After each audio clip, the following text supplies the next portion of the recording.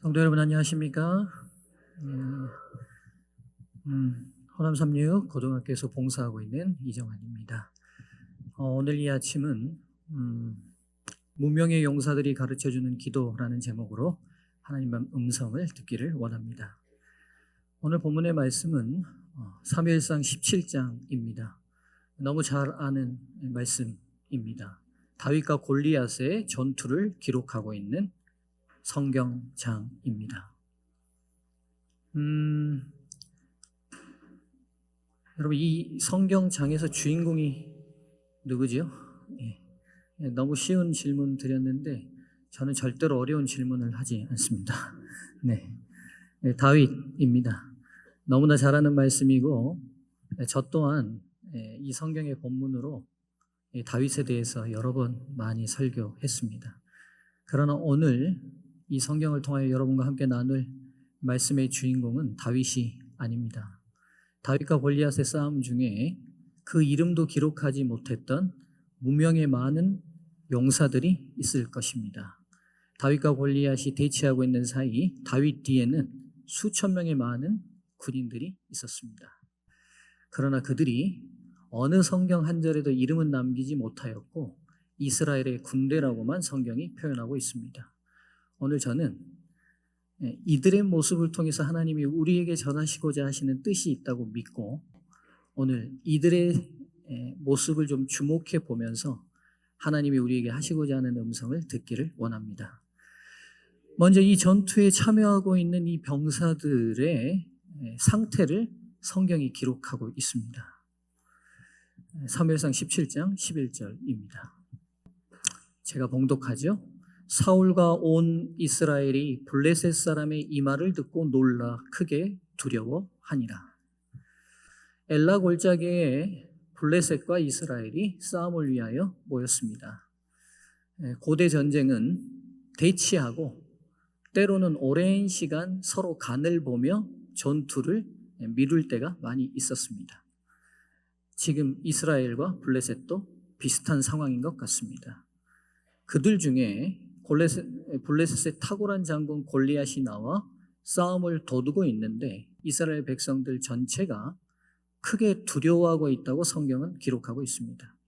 여기서 이렇게 크게 두려워하다라는 표현 자체가 파괴되다, 부서지다라는 표현입니다. 그러니까 극단의 공포로 아무것도 할 수 없는 상태에 이스라엘 백성들이 빠져 있습니다. 전쟁에 나와 있는데 싸울 수 없는 상태가 지금 이들의 상태입니다. 24절은 연결해서 또 이렇게 우리에게 이들의 상태를 설명합니다. 이스라엘 모든 사람이 그 사람을 보고 심히 두려워하여 그 앞에서 도망하며. 여기서 두려워했다는 표현이요, 빨간 줄만 보시면 되겠습니다. 정신적으로 완전히 압도당했다는 표현입니다. 그러니까 지금 우리가 거룩한 상상력을 발휘해서 한번 생각해 보시죠. 골리앗이라고 제가 생각하면 여기가 지금 이스라엘입니다. 골리앗이 고래고래 고함지르면서 앞으로 이렇게 쑥 가면 앞에 있었던 분들은 뒤로 쭉 주랭랑 치고, 골리앗이 또 오른쪽으로 쭉 하면 오른쪽 있는 사람은 또 저쪽으로 주랭랑 치고, 왼쪽 있는 사람은 이렇게 또 하면 놀래서 주랭랑 치는 상황입니다. 전쟁에 나왔으나 도저히 싸울 수 없는 상태가 지금 이스라엘 군대, 이 무명의 용사들의 상태입니다. 그런데 여러분, 얼마 지나지 않아서 이들이 놀랍게 변합니다.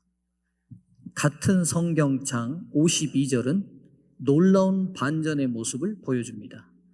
이스라엘과 유다 사람들이 일어나서 소리 지르며 블레셋 사람을 쫓아 가이와 에글론 성문까지 이르렀고, 블레셋 사람의 상한 자들은 사하라임 가는 길에서부터 가드와 에글론까지 엎드려 졌더라. 여러분, 완전히 공포심에 압도당해 있었던 이스라엘 군대가 순식간에 돌변합니다. 어떻게 돌변하느냐?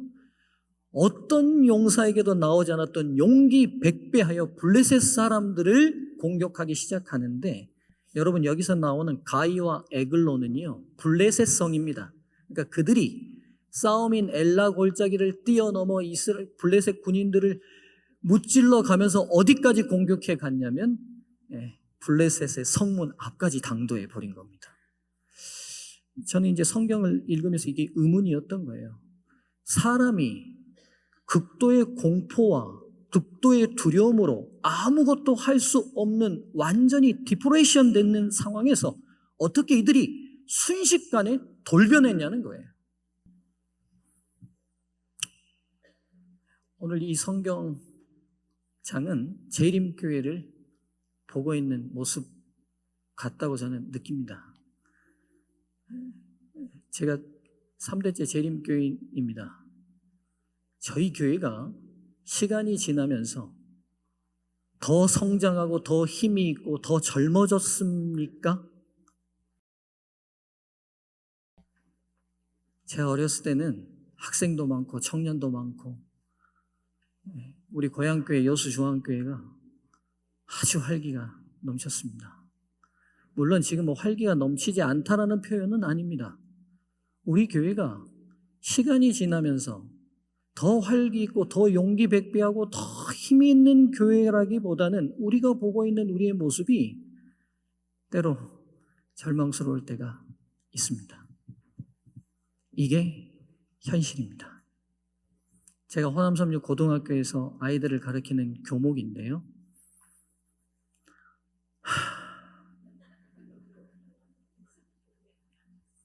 여러분 부탁드리는데 제발 우리 호남삼육 중고등학교를 위해서 기도를 많이 해주시면 좋겠습니다. 정직하게 말씀드리면 성경 수업을 진행할 수 없습니다.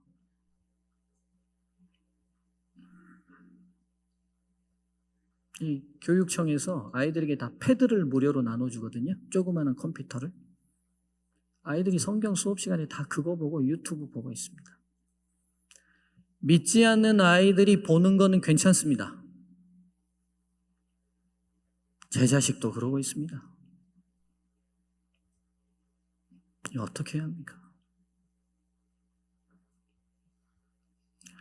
세상이 누르는 압력 앞에 우리 모두가 완전한 공포에 눌려 있는 것 같은 상황이 저는 이 시대인 것 같습니다.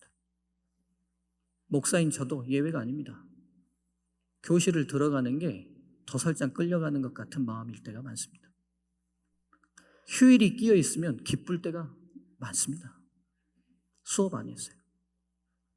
제가 이런 모습의 교목이니 이 교회가 무슨 희망이 있어 보입니까? 오늘 이스라엘이 골리앗 앞에 선 것과 같은 두려움이 현재 우리 모든 재림교회 가운데 팽배해 있는 것 같습니다. 그러나 여러분, 이 무명의 용사들이 순간 달라졌습니다. 오늘 우리에게 다시 희망이 있는 이유가 이 17장이 보여주는 장면인 것 같습니다. 그럼 이들이 왜 이렇게 달라졌냐는 거예요. 이유는 한 가지입니다, 여러분. 이들에게 도대체 무슨 일이 있었던 것입니까?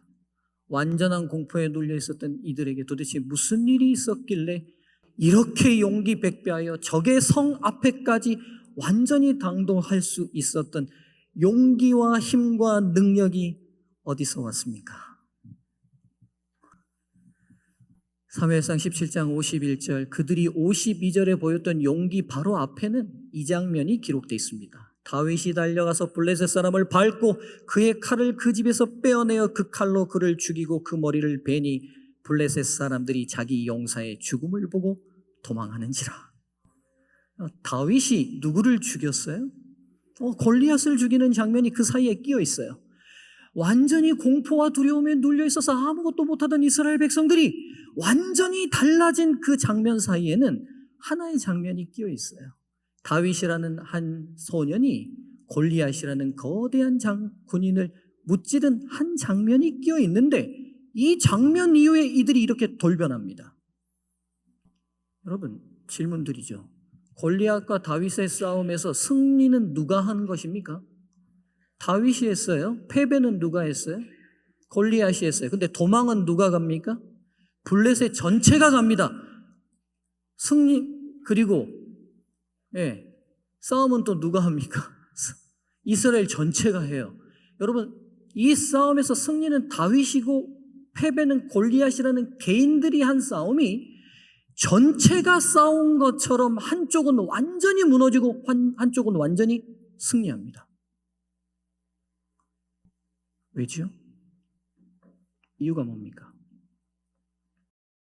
블레셋 사람들이 도망한 이유는 골리앗과 자신들을 동일시하고 있다는 걸 알게 됩니다. 즉 골리앗의 패배가 누구의 패배라고 골리앗 사람들은 블레셋 사람들은 이해하는 거예요? 자신들의 패배라고 이해합니다. 반면에 또한 이스라엘이 변한 이유도 다윗과 자신들을 뭐하고 있어요? 동일시하고 있어요. 즉 다윗의 승리를 누구의 승리로 인식하고 있어요? 자신들의 승리로 인식하고 있어요. 그들은 다윗처럼 능력도 용기도 뜨거운 가슴도 열정도 없었으면서도 부정적인 확신까지 있었어요. 우리는 이길 수 없다고. 그러나 한 가지, 다윗의 승리가 자신의 것이라는 자기 인식은 분명히 있었어요. 맞죠? 이것이 믿음입니다. 사랑하는 성도님들이시여, 오늘 우리가 다시 희망을 노래할 수 있는 중요한 이유는 한 가지입니다.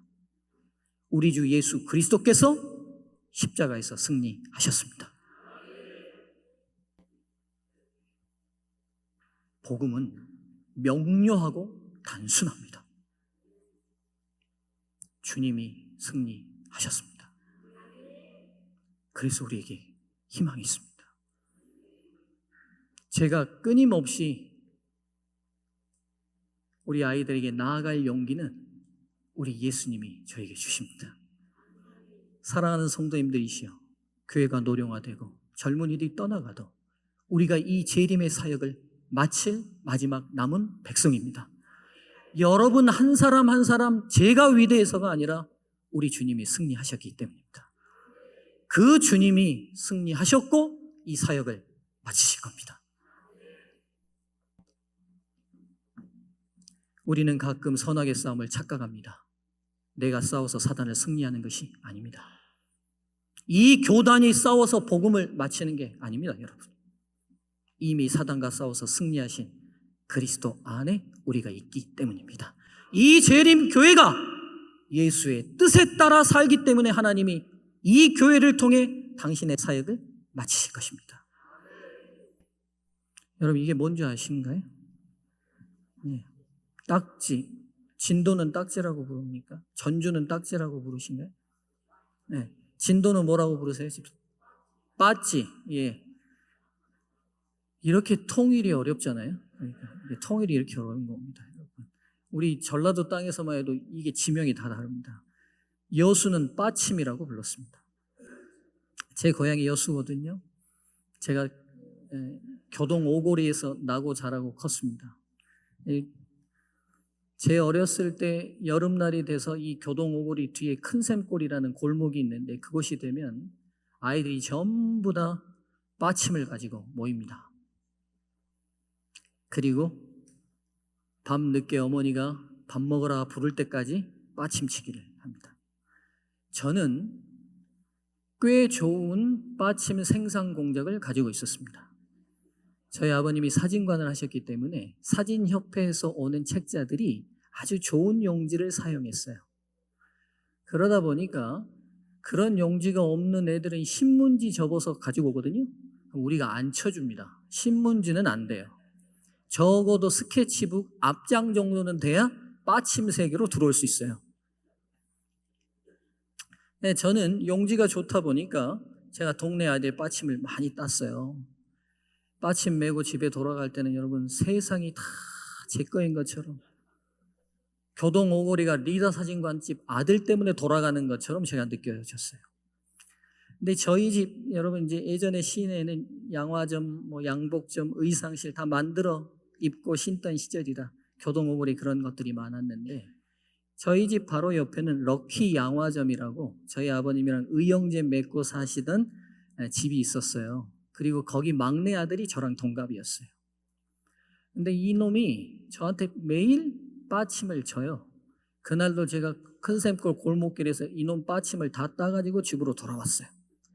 여름날 이제 저희 리라사진관 건물이 5층이고 그 집이 럭키영화점 건물이 5층인데 이렇게 건물이 시내랑 딱 붙어 있거든요. 그럼 저희도 그때 겁도 없었어요. 5층을 이렇게 내다보고 걔를 부르면 이제 걔가 보여요. 그쪽에 5층 옥상에 저도 이제 이렇게 쓰면.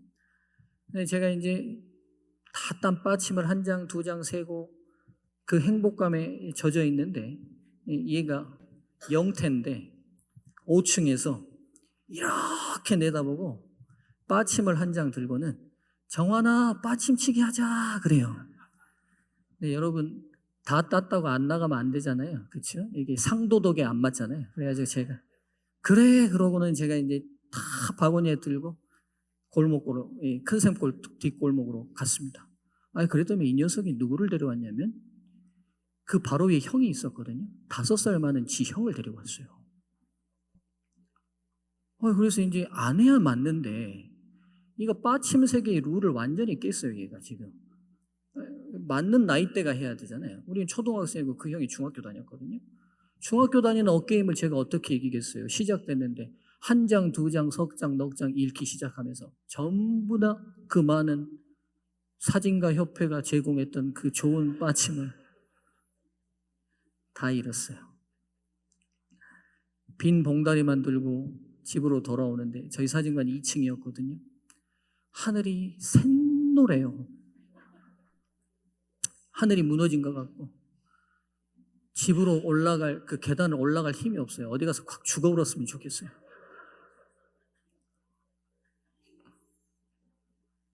여러분 여기서 잠깐 제가 어렸을 때 그 빠침 없으면 죽을 것 같은데 살아보니까 안 죽더라고요. 돈 좀 없어도 안 죽으니까 돈 없는 성도님들 너무 걱정하지 마십시오. 제가 지금 그 말씀 해드리고 싶어요. 그래 이제 들어왔는데 제 표정이 이제 이렇게 어두우니까 우리 엄마가 혹여라도 그때는 이제 형들한테 많이 맞던 시절이니까 동네에서 누가 때렸을까 봐 정환아 왜 그러냐 누가 때렸냐 이래요. 왜 그래 말해. 그런데 여러분 서러움이 가득 차 있을 때 누가 물어보면 어때요? 다 경험이 있죠. 그래서 이제 내 지금 심리적 상황을 설명해야 되는데 툭 터져 나오는데 말이 되는 게 아니라 울음이 나오는 거예요. 막 이렇게 이제 제가 이제 물어보니까 이제 우리 어머니가 왜 그래 하고 이제 달래고 있는데 저에게는 7살 많은 형이 있습니다. 그 여름날 우리 형이 여수구를 다닐 때인데 그때는 다 방학에도 자습이 많은 시절이나 근데 그날은 웬일로 우리 형이 대낮에 들어왔어요. 맨날 밤늦게 들어왔는데 그러면 엄마 학교 다녔습니다 하고 들어오는 우리 형이 들어오는데 내가 펑펑 울고 있으니까 우리 형이 별로 뭐 7살 차이가 나니까 저랑 뭐 이렇게 소통이 많거나 뭐 저는 형이 있다고도 생각 못하고 살았어요. 제가 뭐 초등학교 다닐 때 고등학생이었고 제가 초등학교 6학년 때 대학을 가버렸어요. 그러니까 뭐 다른 형제들처럼 뭘 같이 해본 경험이 우리 형하고는 거의 없어요. 그러니까 정환이 왜 운다요? 그러니까 아이고 영태랑 빠침치기 하다가 빠침 다 뺏겼단다. 근데 지 형을 데려왔다네 이렇게. 그래도 우리 형이 조용히 아무 말 안 하고 옆에서 빠침을 한 장 줘봐요. 그러면 영태 불러라 그래요. 그럼 내가 이제 또 5층으로 올라가가지고 딱 내다보고 영태야 빠침치기 하자 그러니까 영태가 이제 큰 샘골 골목으로 지 형 데리고 나왔어요. 드디어 리라 사진관집 막내 아들과 럭키 양화정집 막내 아들의 대리하는 대리전이 형들 사이에 붙었어요. 이 결론이 어떻게 됐는지 여러분 말씀해 드릴까요? 말까요? 우리 형이 그날 다 떠버렸어요. 빠침을 가득 들고 챙겨서 가자 들고 우리 형 뒤를 따라서 오는데 우리 형 얼굴 뒤에서 빛이 확 난 거예요. 예수님이 있다면 저런 분일 거다.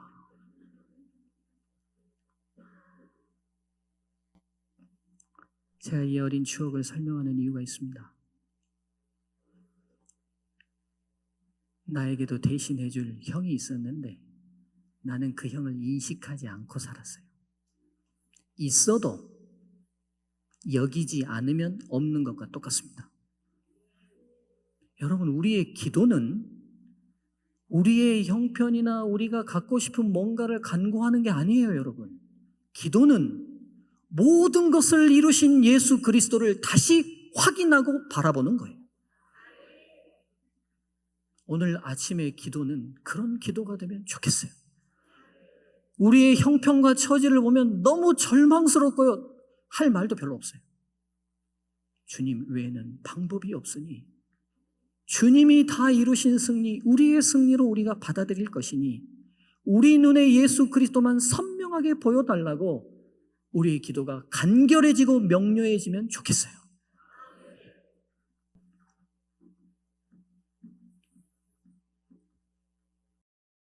이분이 자코보 리졸라티라는 신경생리학자입니다. 이분이 원숭이의 뇌를 가지고 연구하다가 우연찮게 굉장히 신기한 걸 발견하게 됐어요. 여러분, 이제 원숭이 뇌에다가 여러 전선을 연결하고 모니터를 보고 있으면서 원숭이의 행동이 이렇게 움직일 때 뇌의 어느 신경이 움직이는지를 조사하고 있었어요. 원숭이가 이렇게 땅콩을 집어서 이렇게 먹을 때 이렇게 팔이 움직일 때 여러분 팔이 움직이는 게 아니잖아요. 뇌의 신경이 움직여서 팔이 움직이게 해주는 거예요.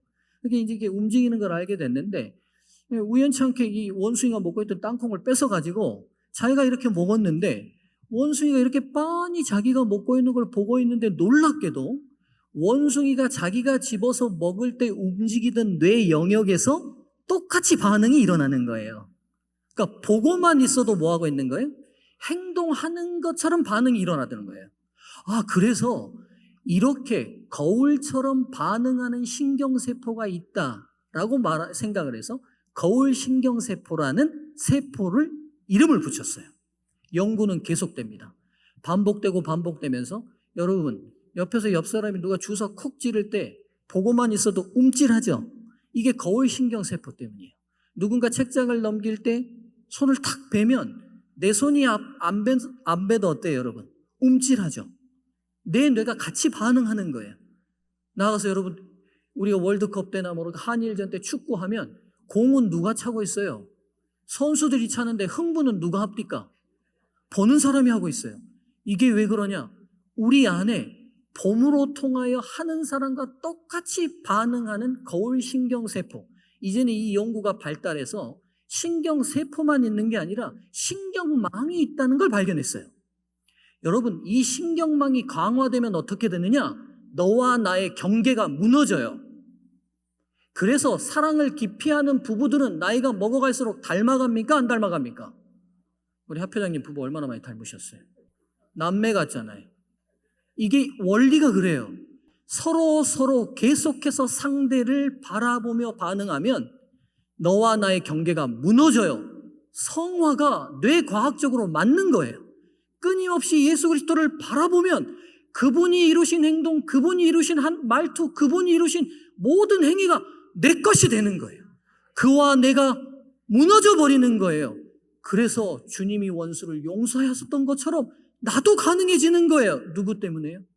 그분 때문에요. 그러니 여러분, 성화를 원하고 그리스도의 성품을 아무리 말로 논한다 할지라도 해서 이루어지는 게 아니라 끊임없이 예수를 바라보는 것 외에는 방법이 없어요. 바라봄으로 변화되는 거예요.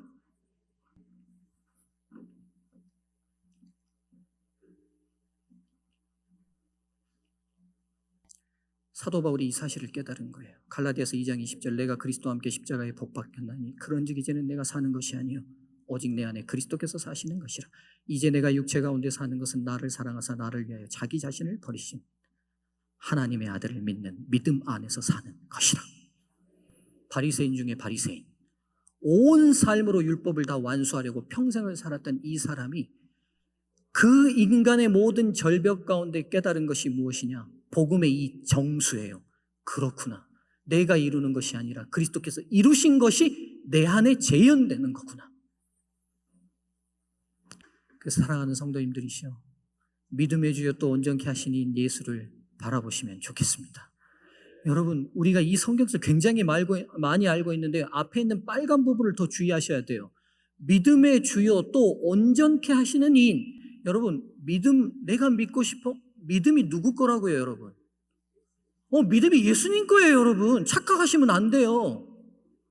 믿음이, 집사님 믿음이 좋아. 여러분 죄송합니다만 기독교적으로 성경적으로 이 말은 성경적이지 않습니다. 믿음은 주님 거예요. 그 주님이 우리에게 주시는 거예요. 제가 생각해 볼게요. 자, 우리 하표장 장훈관 목사님을 믿어요. 그럼 제가 아침에 일어나서 거울 보면서 장홍화 목사를 믿자, 믿자, 믿자 이렇게 외친다고 믿음이 생깁니까? 아니에요. 장 목사님을 자꾸 만나면서 장 목사님이 저에게 보여주는 신실하심을 경험하면서 이분이 너무 신실해요. 이분의 그 아름다운 품성과 신실함이 저에게 믿음으로 선물로 오는 거예요, 여러분. 예수를 모르고는 절대로 믿음이 생길 수 없어요. 예수를 경험하지 않고는 절대로 믿음이 생길 수 없어요. 믿고 싶으면 예수를 경험해야 해요. 그분이 우리에게 경험되게 해달라고 기도하셔야 돼요. 온전케 하시는 분도 그분이에요. 우리가 착각해요. 끊임없이 하나님, 우리가 우리 자신을 보고 절망하고 낙담하고 좌절해요. 신앙을 그렇게 오래 해도 왜 그렇게 부부간에는 싸우신지 모르겠어요. 우리 아버지 어머니 여기 안 계셔서 말씀을 드리자면 60년을 살아도 계속 싸우세요. 저는 60년을 살면 이제는 힘이 없어서 못 싸우실 것 같은데도 싸우세요. 저는 그래서 가끔 의문이 들 때가 있어요. 도대체 신앙을 얼마나 해야 부부간에 좀 안 싸울까? 왜요, 여러분? 우리가 끊임없이 우리가 뭔가를 이룰 거라고 계속 노력하고 좌절하는 일을 반복하는 동안 이룰 수 있는 일은 없어요, 여러분. 온전케 하시는 분이 그분이에요. 성화는 그분 안에 있어요. 여러분, 예언의 신의 어느 부분을 끄집어와서 어떻게 설명하시는 분들, 완전론자들이 아무리 얘기해도 여러분, 이렇게 명료하고 단순하고 분명하게 말하는 하나님의 말씀이 있는데 우리가 여기서 뭘 덧붙여야 되죠? 이걸 먹어야 성화되고, 어디를 가야 성화되고, 이 상태로는 안 되고, 이런 옷으로는 안 되고. 여러분, 제발 그런 복음 아닌 복음에 좀 속지 않으시면 좋겠어요. 어디를 가면 성화됩니까, 여러분? 죄인이 어디를 가보세요. 거기도 죄인 산 죄된 곳이죠. 믿음도 온전케 하시는 분도 예수 안에 있어요. 우리가 비록 죄의 구렁텅이에 있다 할지라도 우리가 예수를 붙들면 그분이 그곳을 우리를 통해 천국을 만드시는 거예요. 그럼 여기서 바라보는 게 뭐냐는 거예요. 이 본문이 그대로 설명합니다. 밑에 빨간 줄만, 노란색 제가 색칠한 것만 보시죠. 뭐라고 되어 있습니까? 생각하라. 여러분, 바라보는 건 두 종류가 있어요. 제가 지금 김행수 장로님을 보고 있습니다. 내 머릿속으로는 딴 생각하고 장로님에게 시선을 둘 수 있어요. 무슨 말인지 아시죠? 그냥 김 장로님 있는 쪽으로 내가 눈을 뒀을 뿐이고 내 머릿속에는 내가 다른 사람 생각할 수 있는 거예요. 이게 첫 번째 바라보는 거예요. 근데 여러분, 하나님께서 말하시는 바라보면 그런 바라봄이 아니에요. 내가 김행수 장로님을 바라보면서 장로님 그대로시네. 지금도 변함없이 열심히 하신다는데 아이고 얘들을 정말 잘 키웠어. 우리 장로님 참 어떻게 하면 내가 뭘 도와줄까? 장로님에 대한 지극한 관심과 애정을 가지고 시선을 두는 게 바라봄이에요. 우리가 예수를 지금 어떻게 보고 있습니까? 혹 시선만 두고 있지는 않습니까? 예수님, 그냥 예수님. 우리가 그렇게 시선만 두고 있잖아요. 그걸 바라봄이라고 착각하고 있습니까? 여러분, 그건 절대로 바라봄이 아닙니다. 그래서 여러분, 보고 있어도 못 볼 때가 있습니까? 없습니까? 있어요. 이렇게 교회 마치고 오면 우리 안 사람이 저한테 그래요. 아유, 은희 아빠, 집사님, 김 집사님 파마 예쁘게 됐던데? 이렇게 얘기해요. 나도 분명히 김 집사님 봤거든요? 근데 나는 그분이 파마를 했는지 안 했는지 내 눈에는 안 들어왔어요. 똑같이 이렇게 같이 보고 대화를 했는데도 나는 몰라요. 근데 우리 안 사람은 본 거예요. 왜요? 여자는 외모에 관심이 있으니까 상대의 변화에 관심을 갖고 본 거죠. 나는 내 마누라 머리 바뀐 것만 알면 되지 남의 여자 머리 바뀐 것까지 알 필요는 없잖아요. 목회에 크게 지장 없으니까. 그렇죠? 똑같이 시선만 뒀지 바라본 게 아니에요. 예수 그리스도를 바라본다는 것은 끊임없이 예수님의 모든 일거수일투족을 빠뜨리지 않고 생각하는 겁니다. 다시 그 현장으로 돌아가 보시죠. 용기가 하나도 없고 두려움과 공포에 압도당했던 그들이 오직 유일하게 하고 있었던 일이 뭐냐? 저 꼬맹이 다윗이 나가서 도대체 뭘 어떻게 할까? 제가 지금 물매를 드네, 물매를 돌리네, 뛰어가네, 제 말 좀 들어보게. 나는 만군의 여호와의 이름으로 내게 가노라. 만군의 여호와의 이름으로 내게 가노라. 어떻게 저런 말을 할 수 있을까? 그리고는 이 아이가 나아가서 골리앗의 머리를 베고 골리앗의 머리를 높이 치켜대고 그 모든 일거수일투족 한마디도 놓치지 않고 주의 깊게 관심을 가지고 바라봤던 거예요. 그러니 믿음도 없고 용기도 없고 아무것도 못했던 용사들이 단순간에 달라졌던 거예요. 오늘 우리에게 다시 희망이 있다고 말씀드릴 수 있는 중요한 이유는 저와 여러분이 예수 그리스도의 일거수일투족과 삶의 한 장면 한 장면을 놓치지 않고 끊임없이 바라보고 주목하고 생각하고 묵상한다면 우리 한 사람을 통해 승리를 이루실 것입니다.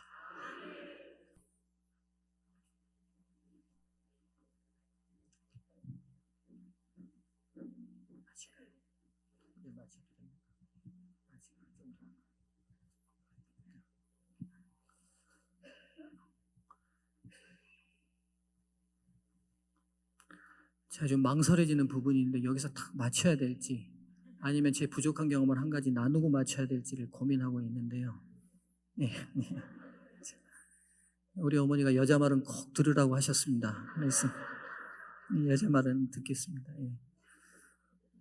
여기 앉아 계시는 우리 남성분들 여자 말들 꼭 들으십시오. 절대로 남자는 여자를 이길 수 없게 설계되고 만들어졌습니다. 여자는 뼈로 만들어졌고 남자는 흙으로 만들어졌습니다.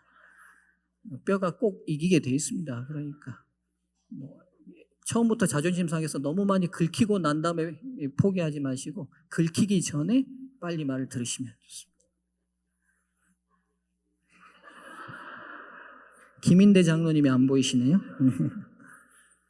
2008년 4월 14일은 제 인생을 바꿔놓는 아주 특별한 날이었습니다. 제가 안수를 받고 장흥교회로 2007년에 부임을 받아서 이제 안수받은 목사로 목회를 시작했습니다. 1년 동안 정말 재밌게 목회가 됐어요. 교회가 부흥할 것 같고 힘이 있을 것 같아서 희망을 가지고 새해를 또 맞이했습니다. 한 해가 바뀌고 2008년 4월 14일이 됐을 때 합회 교육이 있어서 광주에 와서 교육을 받고 있었어요. 월요일 아침입니다. 근데 점심쯤 됐는데 제 핸드폰으로 전화가 걸려와요. 그래서 이렇게 조용히 받았더니만 목사님, 안 장로님이 다쳤습니다. 그래요. 네. 당시 장흥교회 선교회장이셨던 안 장로님이란 분이 페인트 일을 하시는데 농협 창고를 이렇게 칠하시다가 떨어지셨다는 거예요. 그래서 광주로 오고 있다고 얘기를 하니까 그래요. 그럼 제가 좀 가보겠습니다 하고 이제 제 생각에는 이거 농협 창고에서 떨어졌으니까 혹시라도 척추나 경추가 다쳤으면 크게 다쳤겠다라고 생각을 하고 병원을 향해 갔습니다. 근데 전대 없어요. 그래서 혹시 응급환자 장흥에서 안 왔습니까? 라고 하니까 여기는 안 들어왔으니 조대로 가보시라는 거예요. 조대로 넘어갔더니만 의사들 여러 명이 한 환자를 붙들고 막 심폐소생술을 하고 있어요. 가보니까 우리 장로님 있어요. 그리고 이제 부인 집사님이 같이 따라왔는데 집사님은 경황이 없어요. 그날 점심 도시락 싸가지고 같이 밥 먹고 여보 이따 저녁에 봅시다 하고 돌아오는 길에 남편이 사고가 났다고 연락을 받고 와보니까 남편이 그렇게 돼 있는 거예요. 너무 다들 가족들은 경황이 없으니까 집사님, 의사가 저를 불러서 엑스레이 사진을 보여주는데 장로님께서 이 농협 창고를 치다시다가 이게 떨어지셨는데 아마 머리가 먼저 다셨나 봐요.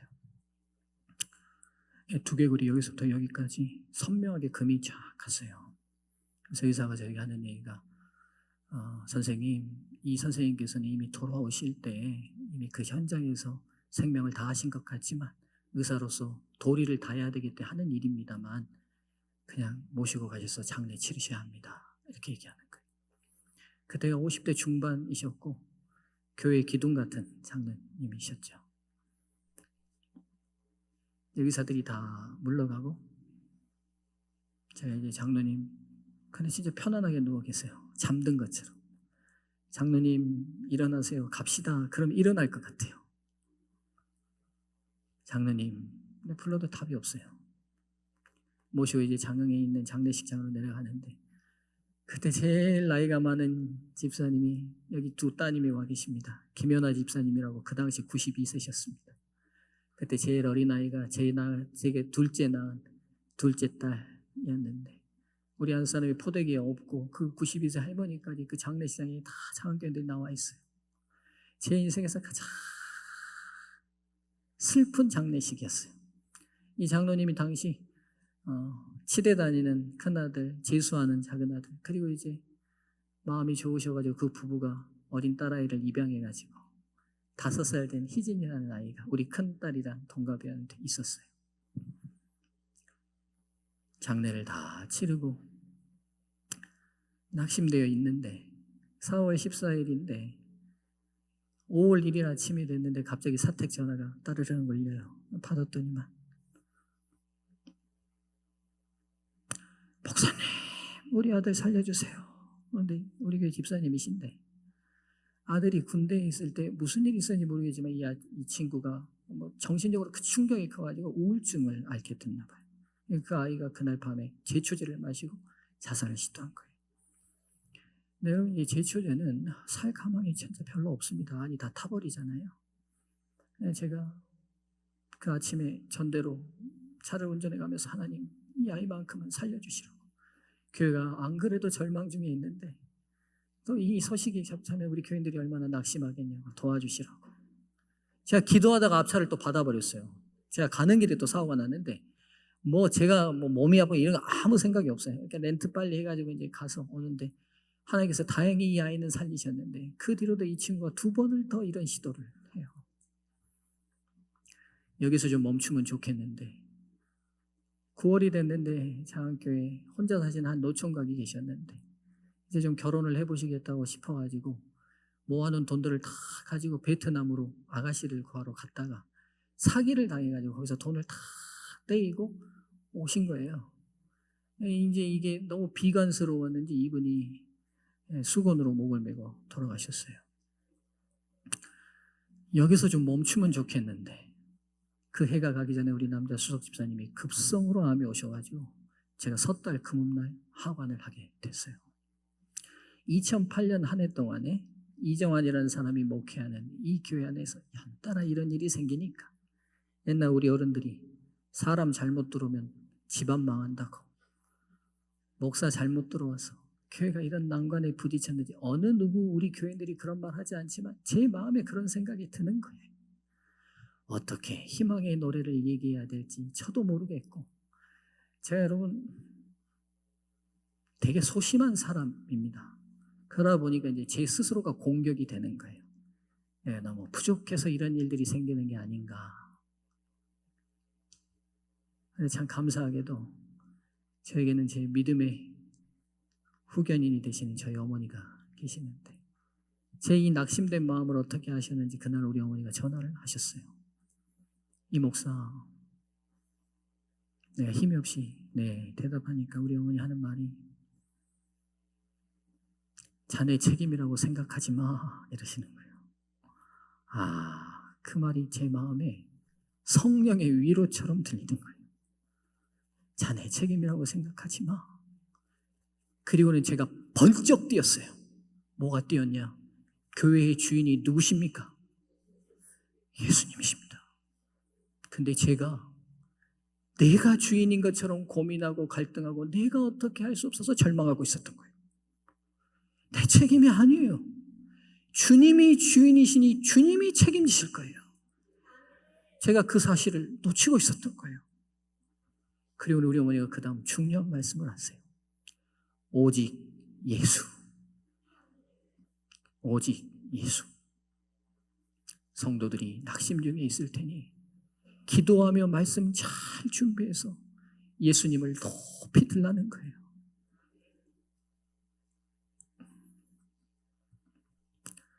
제가 그때부터 열과 성을 다해 하나님 말씀을 전하는 일을 제 체질이 겉대 형성이 된 것 같아요.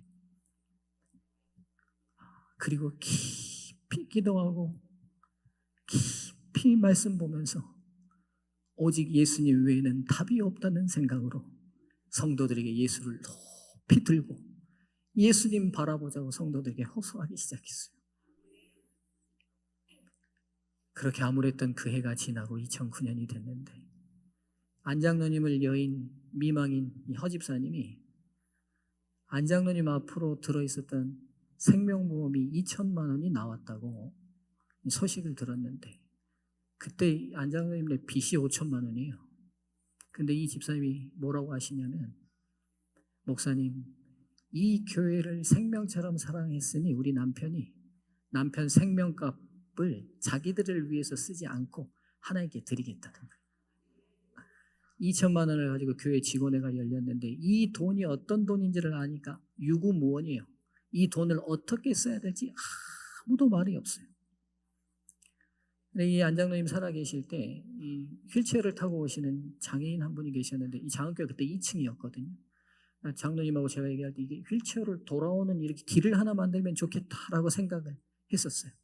그럼 여러분 이 2천만 원을 가지고 이렇게 길이 돌아오는 길을 하나 만들면 어떨까요? 했더니만 안장로님이 유지이기도 하고 하니 우리 모두가 그럼 그렇게 합시다라고 결의가 됐어요.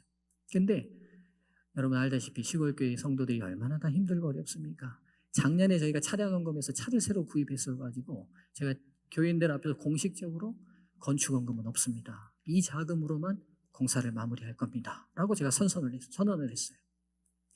일요일 날 모여가지고 이제 이렇게 휠체어 길을 만들려다 보니까 여러분 교회 앞뒤가 바뀌어야 가능하겠어요. 앞뒤가. 그러니까 앞뒤가 바뀌어야 되니까 교회를 좀 뜯어야 되겠더라고요.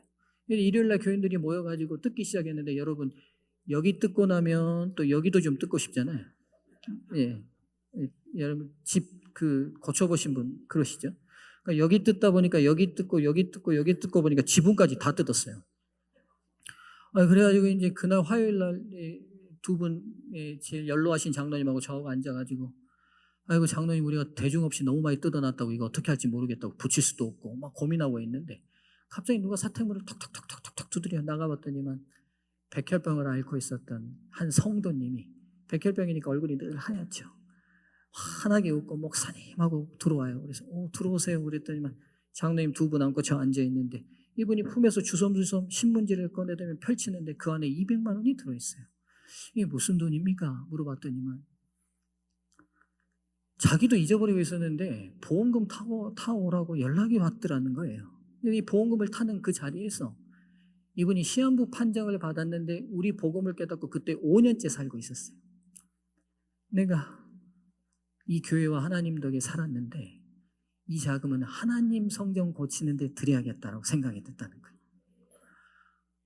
생활보호 대상자로 혼자 살아가는 과부 성도가 내놓는 그 돈을 보고 우리 정훈 목사 아버님 정만길 장로님이 그 어른이 눈물을 뚝뚝 흘려요. 방에 장현수 장로님이랑 두 분이 돌아가신 장장로님이랑 두 분이 눈물을 뚝뚝 흘려요. 우리가 간절히 기도하고 감사함으로 그 헌금을 받았어요. 그러고 한 주가 딱 지났는데 금요일인데 전화가 따르릉 걸려와요. 사택에 전화를 받았더니만 여보세요 했더니만 장흥에는 아주 특별하신 장로님 내외가 있어요. 이제 장로님이 되셨죠. 오영민 장로님이 장로님 되신 것 같은데 그땐 집사님이셨는데 특별한 내외셨는데 우리 정 목사님 앉아 계시는데 정현택 목사님 때 이 두 분이 어떤 분이냐면 장흥에서 제일 유명한 박수무당집하고 장흥에서 제일 유명한 단골레가 사돈을 맺었어요.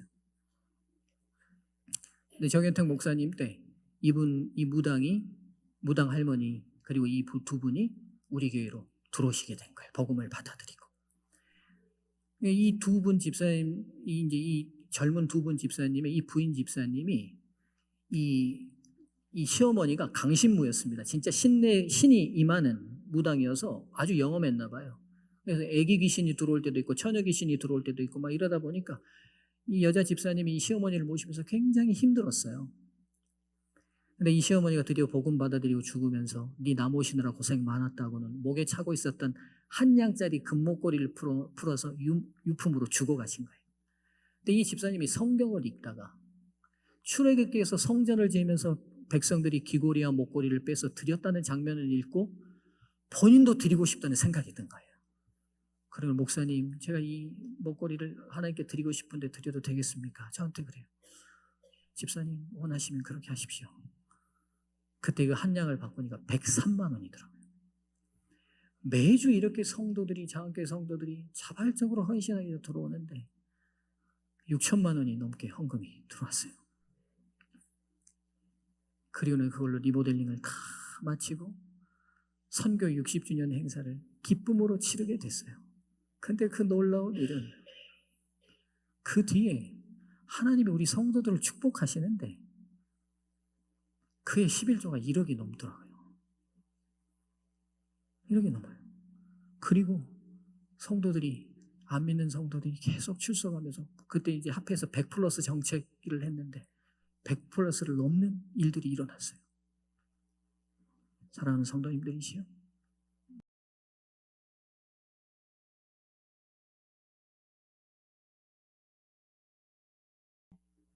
승리하신 예수님 바라보면 모두가 승리합니다.